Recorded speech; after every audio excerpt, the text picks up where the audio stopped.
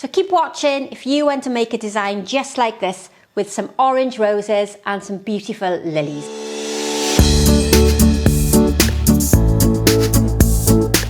Hi everybody and welcome back to another one of our tutorials. Now last time I looked at a triangle and I just used some British foliage. So this time I'm going to look at the triangle again, but I'm going to introduce some fresh flowers.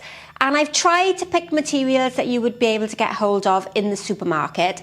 I'm a bit restricted this week on greenery, so I've got a mixture of some garden foliage and some florist material. And if you're trying to recreate this design, then the flowers will easily be available in a supermarket. And just go out for a forage or ask your friends, go for a walk maybe, and see if you can get hold of some foliage to use. And of course, pop into your local florist, they'll always have foliage there for you to be able to buy.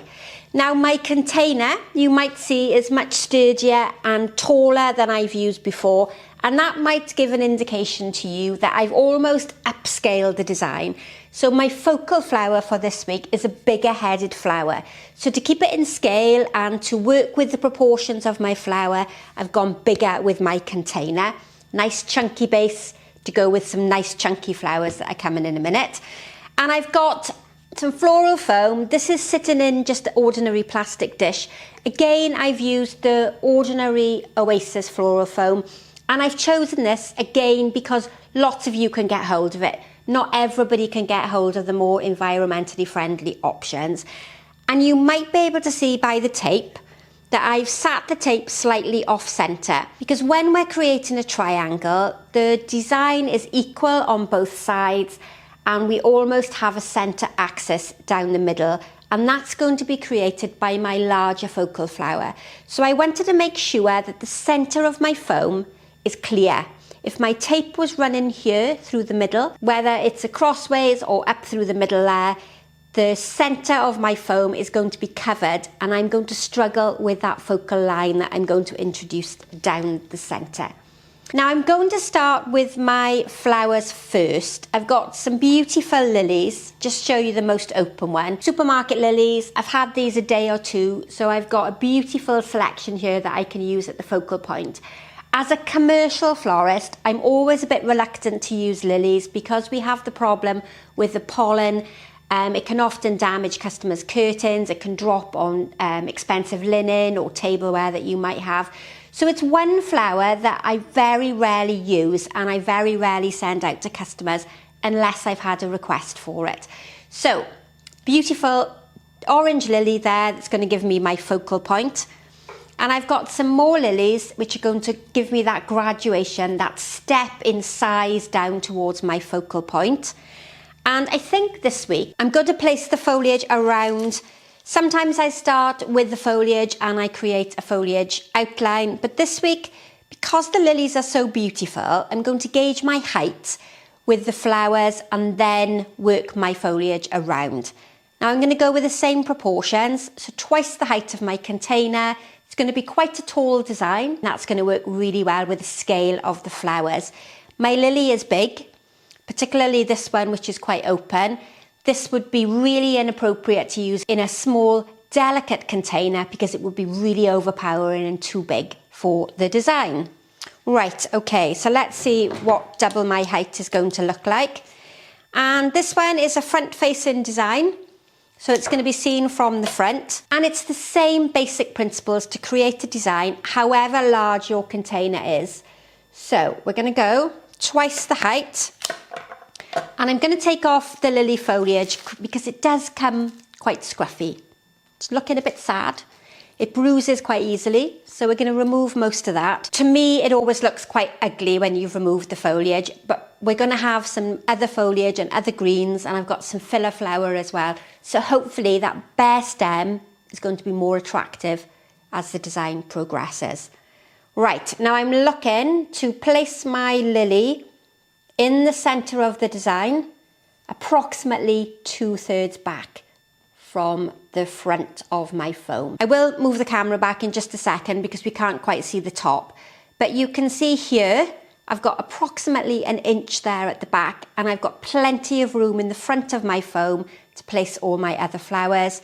I've left enough room in the back to put my foliage, and I know that that flower isn't going to fall off the back of my design. It's not too close to the end of my floral foam. Sometimes if we go too far back, the foam isn't secure enough to hold it into place and it will crumble and break away. Okay, so I'm looking a bit short now on camera, but I've raised it up so you can see the full height of the design, and I'm approximately twice the height of my container, and I'm starting off with the bud or the smaller flower of the lily, and I'm going to work down towards my focal point so that the flower heads become larger as we get down to the focal point, and we'll just get rid of the rubbish. So I'm looking, if this is my focal section here, I'm going to put another of my lilies so that the gap between them is fairly equal. And we're just creating that focal line, what as florists we refer to as the focal line. And then my lily, which is the most dominant part, is going to be in my focal point. Just going to remove that pollen off there, and that's going to come more forward, facing towards the front. So when we look at it from the side, we have a profile starting to take place.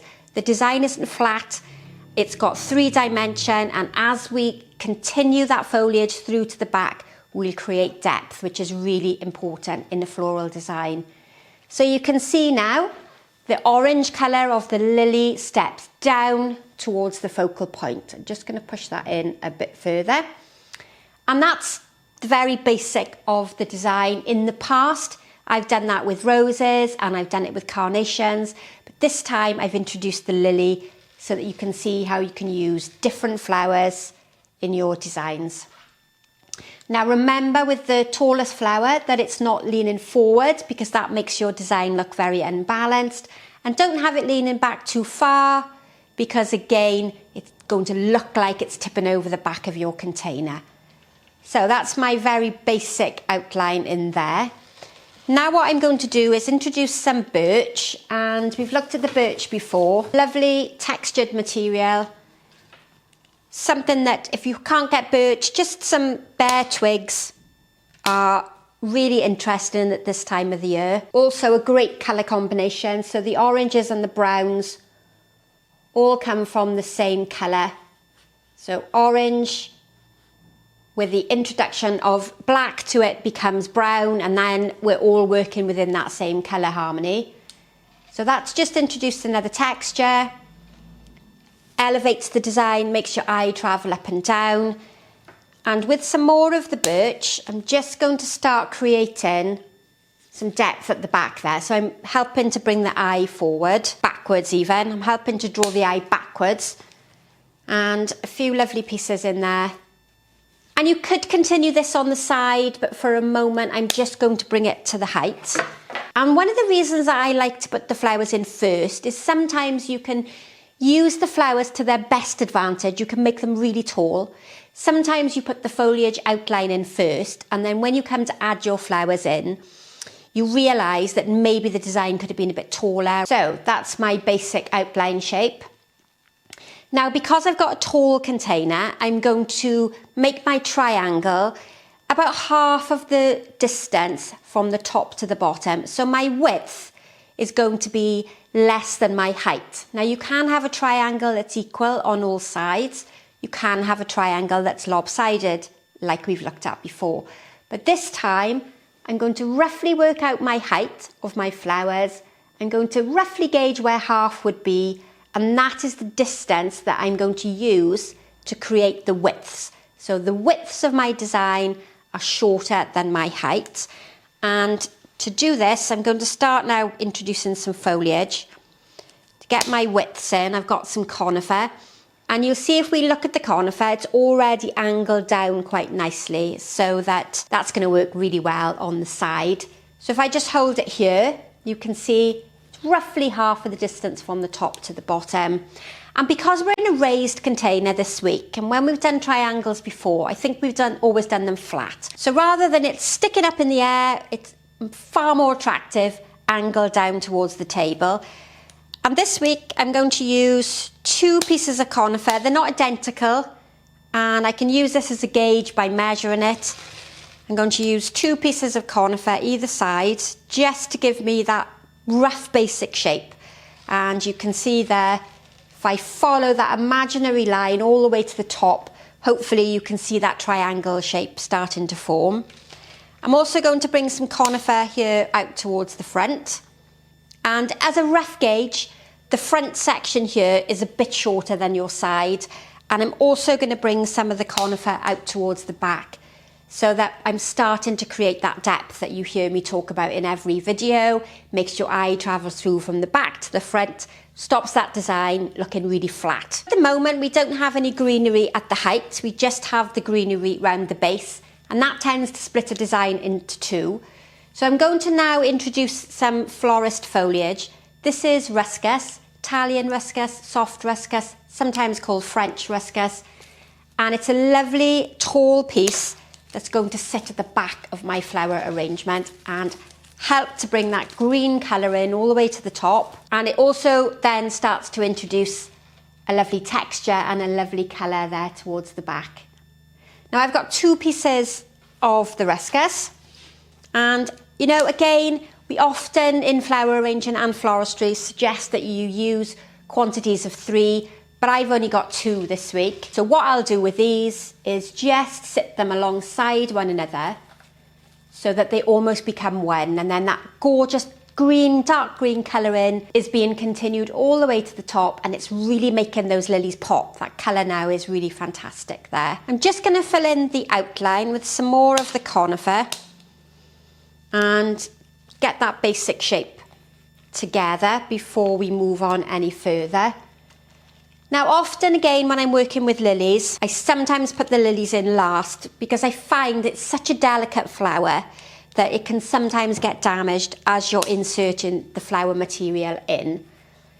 So if you're working with lilies and you find that they become damaged as you're working on them, then consider placing them in last. Get your outline shape in, use all your other flowers, and then put the lilies in last, just leaving a space there for them to be positioned in the area that you require.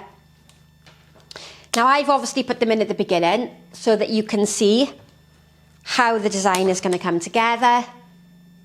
And if I just spin that round now, we've got a fairly good outline starting to take place. We have width, we have height, and we have depth. Those 3 very important factors that you need to remember when you're making a floral design. Now we can still see the stems of the lilies, which is a little ugly, but now I'm going to introduce some garden foliage again, and this is a wonderful fern, and it's not quite tall enough to completely cover my stem of the lily, but it's going to bring that beautiful sort of laddered texture there up towards the front. This area, you can probably tell, has no greenery at all, so that's where I'm going to work next. And I'm going to introduce some of these beautiful ferns. I'm not worried about making it perfect on either side. I say it in many videos, you know, nature isn't perfect. If you look at a tree or a bush in the garden, the materials aren't perfectly aligned on either side.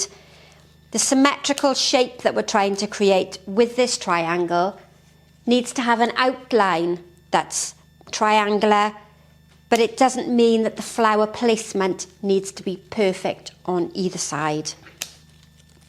And I'm just going to introduce them all the way around so that we've got that texture right the way through the design. And again, if I need to, I can add in a little bit more as we come to the end, but I don't want to overfill the floral foam at this stage, otherwise I won't be able to fit in all my flowers. If we turn around the back, I've still got a great deal of foam that needs covering at the back, but normally we look at that towards the end. Another really good supermarket flower that you can get hold of most of the year is the rose, and this time I've got this gorgeous vibrant orange shade of rose, and they're not expensive roses.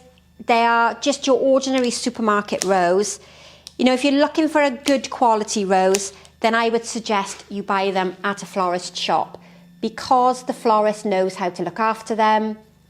They know what to do with them, they condition them properly, and they care for them much better than supermarkets do. Of course, the supermarket staff aren't trained in floristry. They don't really know the difference in the care instructions for the different types of flowers.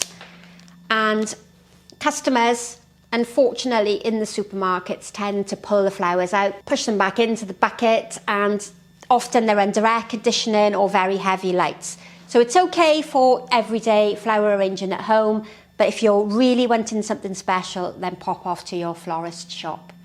Okay, so to complement the focal line of the lilies that I'm bringing down towards the front, I'm now introducing some smaller flowers. So we've got contrast in shape and contrast in texture, and I'm stepping them down again so my eye comes down to the focal area here at the middle, or approximately 2/3 of the way down. So I'm hoping that I can achieve a smaller head getting bigger and bigger and bigger as I come down to the bottom. And that's what we call the graduation of stems. And that helps to create rhythm, makes your eye travel along the design towards the focal point. Okay, so far we've got 3. And I'm going to work around. So now I'm choosing larger heads towards the focal point. And this is going to be a bit tricky because now I'm at the area where I don't want to damage that lily. So what I've done with this rose is I've almost sat it under the lily. So the lily is my focal point. My rose is sitting almost like a secondary flower slightly underneath. And when that lily dies away, then we still have that rose that will open up and fill that centre spot. Just turn that round all the way so you can see. Still lots of foam to cover, but I'm not worried at this stage. Right, let's find some more open roses. Beautiful, dainty little head, but quite large when it opens up. So really good value for money here. Just working it under that lily. And at the moment, I'm just bringing them down through the focal point. And when I get to this area, this is the focal point. So this is where the majority of my main flowers are, those choice flowers, the ones that are the most important in your design. And then as I move away from the focal point, I go back to using smaller rose heads, and that makes your eye travel into the centre. Okay, so let's turn that around again. You can see if we look at it from the side, if I turn it this way, I've got a beautiful profile. My flowers are coming towards the front, and it's not flat, doesn't look like it's going to tip over the table. We of course only have flowers down the centre, so I've almost split the design into thirds. I've got a third on this side that has no material. I have a third in the centre which is full of all that beautiful orange colouring, and then I have a third on this side which has nothing at all. So now I need to extend the colour out to the outside edge. And because we have the foliage outline already in place, I can use the smaller of the roses to work towards the outside, remembering that the foliage base is my outline, so I don't need to take the flowers any longer than the foliage that I've already created. They're fairly similar length, but I don't want them to be identical. So 2 roses on the outside edge, and that's then creating the width of my arrangement. Now I've got quite a few. Oh, look at that one. That's a really spiky rose. You wouldn't want to handle that in a hurry. Okay, so what I'm going to do now is I'm just going to bring one of the roses towards the back. I've got quite a few of them to use, and I don't want to waste them. So I'm going to bring some of the colour in through here to the back. I've got a couple that were a bit shorter that were damaged in the packet, so I don't want to waste those. But again, that helps to draw your eye to the back, gives your design depth, and creates that 3-dimensional look that we're trying to achieve. Where are we now? Now, if you didn't have roses, you could use a spray carnation instead to create the outline shape. You could use 2 different coloured bunches of roses. I've gone with this lovely orange because I thought it was quite bright and quite vibrant. Now I've created the outline shape, and what I've done now is used the orange lily here at the back to really strengthen the outline shape. We've got 4 lilies.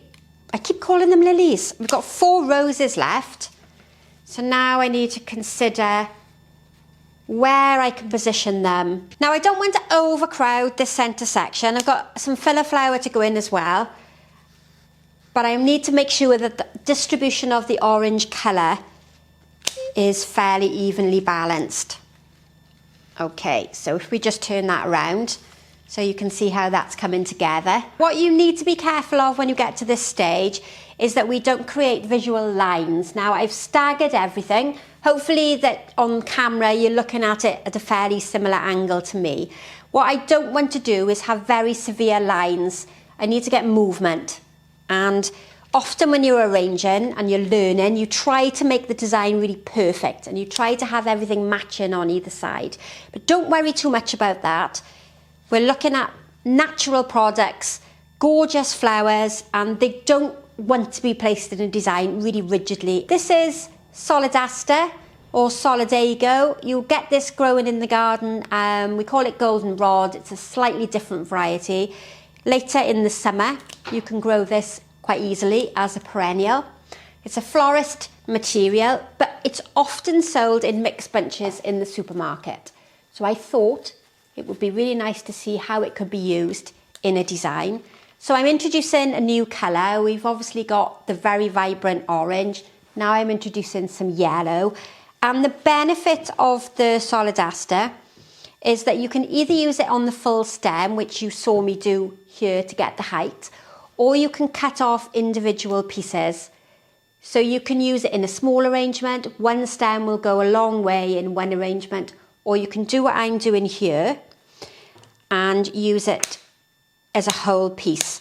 Now I'm just cutting off some of the outside stems because it was too big as it was, and I don't want the visual weight of the very heavy flower. So I've made that smaller. And then what I can do with it is use the shorter little pieces down lower where I don't need to have quite so much height. So you can see again, I'm still doing that same basic method. I'm stepping it down there towards the front. Again, visually, this is far too heavy for me to use. So I'm going to cut it into two. So I can then have two placements with that one piece of flower. I think possibly that's a little long as well. And I'm going to again work really carefully here around the focal point so that I don't damage my lily. And straight away I've got the colour fairly evenly spread out through the middle. But again, what I don't have is the yellow colouring towards the outside edge. So to make my triangle visually matching on either side, I need to bring the yellow colouring through to the outside. So this is where those shorter pieces come in handy. And with traditional flower arranging, we tend to try and evenly distribute the colour. When we get to more modern styles of flower arranging and more contemporary ideas, then you can block the colours and you can block the materials together. But with traditional arranging, we tend to be far more informal with the placements, making sure that the colour is equally spaced out throughout the design. Now for a minute, I'm just going to keep filling in there with the Solidaster, again, so that we've got the colour all the way through. I'm going to bring some towards the back as well, because that will really give me that three-dimensional look that I'm trying to achieve. Now don't forget, if you are enjoying the tutorials, then please hit that bell to be notified every time I upload. If you haven't already subscribed to the channel, then please subscribe, because it really does help the channel grow. We're nearly at 3,000 subscribers, which is absolutely amazing. If you have any questions or you'd like me to explain something in more detail in a video, then please put that in the comment box below as well. And hopefully we'll get around to answering all the questions. It's lovely to hear from everybody. It's great to know that I'm inspiring lots of you to do flower arranging in different parts of the world. Now, we're almost finished. Of course, I've still got the floral foam to fill in. And what I quite often do at this stage is just step back away from the design, because I'm working on it very closely. Sometimes I miss areas that need a bit of improvement. So we get the basic triangular shape. We follow our eye from the top to the bottom. For me, this area here needs an extra piece of greenery, so I'm going to do that with the fern. I'm really enjoying using these ferns, and they've lasted really, really well. That just needs to bring a bit of colour there. And I'm going to use some shorter pieces of the conifer just to fill in any gaps that I can see. I can see here at the sides, when I'm turning the design around, we've got quite a large gap on this side. So we'll work on filling that in. Now, at this stage, you don't want to overfill with greenery because you will lose the overall shape. But you must make sure that all your floral foam is covered and that you don't have any gaps where your foam is seen. I've got a few more of the fern, so we'll use these up towards the centre as well. It's going to bring in a beautiful colour and texture. That's my final piece there in the back. We've got pretty much all of that floral foam covered. I hope you like this one. So we've introduced the lily as a new flower, a bit taller than we've done before, but I think that's a really gorgeous design.